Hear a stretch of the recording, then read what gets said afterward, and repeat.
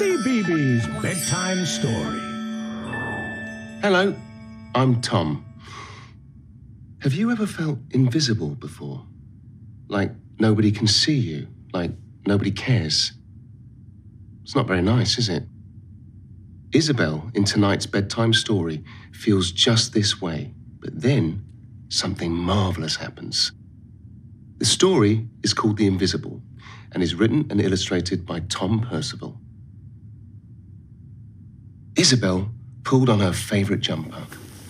Ice curled across the inside of the window and crept up the corner of her bedpost. It was very beautiful, and Isabel always noticed beautiful things. But there was no escaping the fact it was also cold, very cold. You see, Isabel's family couldn't afford to have the heating on. Isabel's family couldn't afford a lot of things that some people take for granted.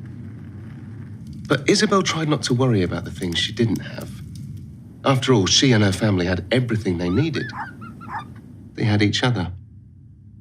But one day, there just wasn't enough money to pay the rent and all the bills.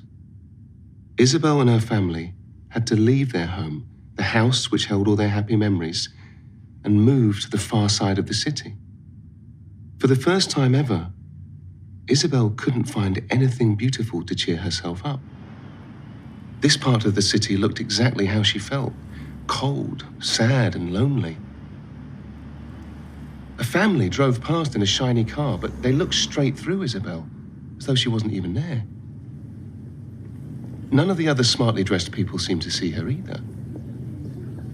Isabel looked down and realized that she could barely see her own hands, or her feet.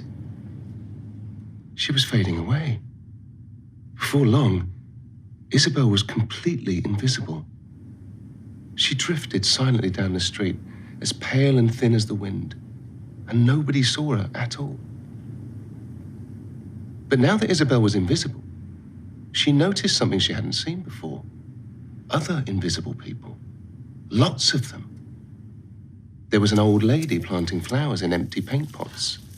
There was the man who slept on a bench, feeding the birds in the park. And there was the boy who had been forced to leave his home in another country, helping to mend someone's bike. But they all seemed so alone. Isabel decided to help. She planted flowers in the paint pots. She looked after stray animals. And she helped to fix things up. Then, day by day and week by week, other people joined in too.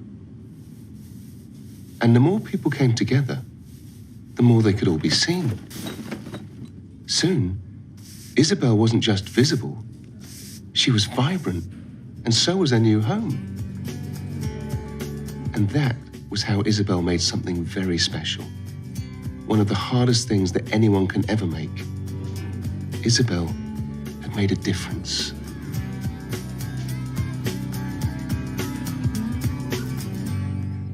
Isabel really did make a difference, didn't she? It just goes to show that one small act of kindness can make such a difference. And by being kind, you don't just make other people happy, you make yourself happy too. And when you feel happy, you don't feel invisible anymore. You feel invincible, like a superhero.